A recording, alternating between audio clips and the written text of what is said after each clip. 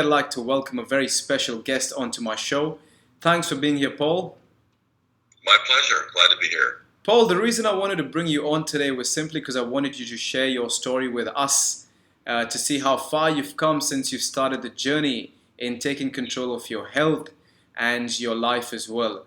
It's absolutely inspiring to see how much you've evolved, and I'm sure it's going to inspire a lot of men around the globe and a lot of dads, especially as well. Now, Paul, before you started the 28-day challenge, how were you feeling? I was feeling lethargic. I was feeling sorry for myself because I couldn't figure out how to deal with my health issues. I was dramatically overweight, the heaviest I've ever been in my life, and I was kind of caught in a rut, making excuses for myself why I couldn't figure out a plan of moving forward to deal with my weight issues. My weight's fluctuated as an adult. And there have been times when I've been able to lose weight, but not in a sustainable way and not in a permanent way where I've made adjustments to my lifestyle to maintain a consistent approach. Right. And Paul, what are the biggest changes that you've noticed in the first 28 days, of this challenge?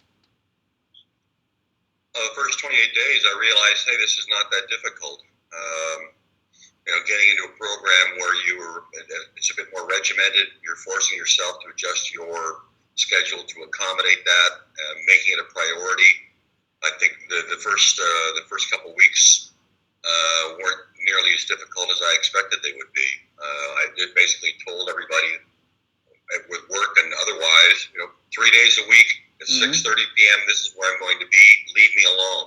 Yeah. This is what I want to do for me. Leave me alone. You don't need me during that hour and a half. Yeah. It's my time. So everybody adjusted to that quite nicely. Awesome. It gave me the freedom to not feel guilty about getting up from the desk and going to work out. Exactly. And you know what's crazy, Paul, is you haven't been training like crazy or exercising or dieting where you're starving yourself, and the results are still coming. Absolutely, it's a combination of all those things. It's being more active.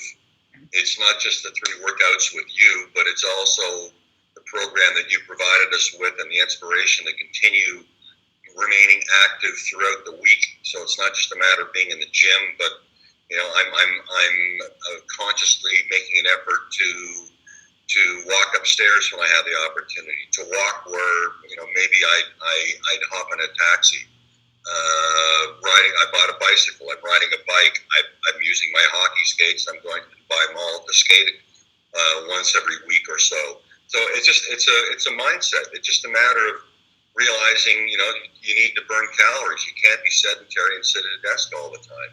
And it's not just a matter of doing the high intensity training. It's a combination of a whole bunch of things, and the diet. You provide the whole program to manage everything, to manage your time, managing the workout time, the workout programs, and dietary needs. It's been fantastic. Thank you. And what kind of methods were you trying prior to joining the 28-day challenge?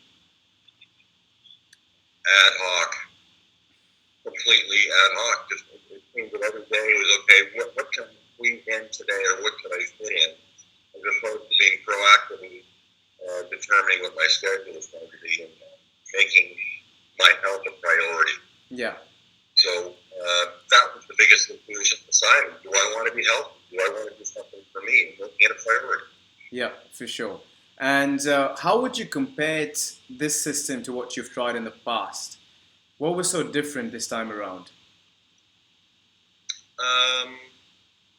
That you make it so easy. It's spoon-fed. We don't have to do any research. We don't have to guess. With a lot of dietary things that you're reading about, you're being bombarded with all kinds of different ideas. And when we saw some results with you initially, it wasn't difficult to buy into the program and realize this is smart. This is a very logical approach. Your caloric intake has to be managed. You should be doing it in a way that's healthy. You need to balance your carbohydrates, fats, and proteins. It all made sense. It, Of course. it's a complete program that for your health, and I've never I haven't had the time to determine how do you separate what's out there in the universe of information. How can you set a program for yourself when you really don't know what you're doing? You need a professional. You need someone like yourself Most to definitely. guide the person along. Most definitely. Now, what's the biggest thing you can take away from this journey? Was it the group of men? Was it the community? Was it the coaching? Was it the methods?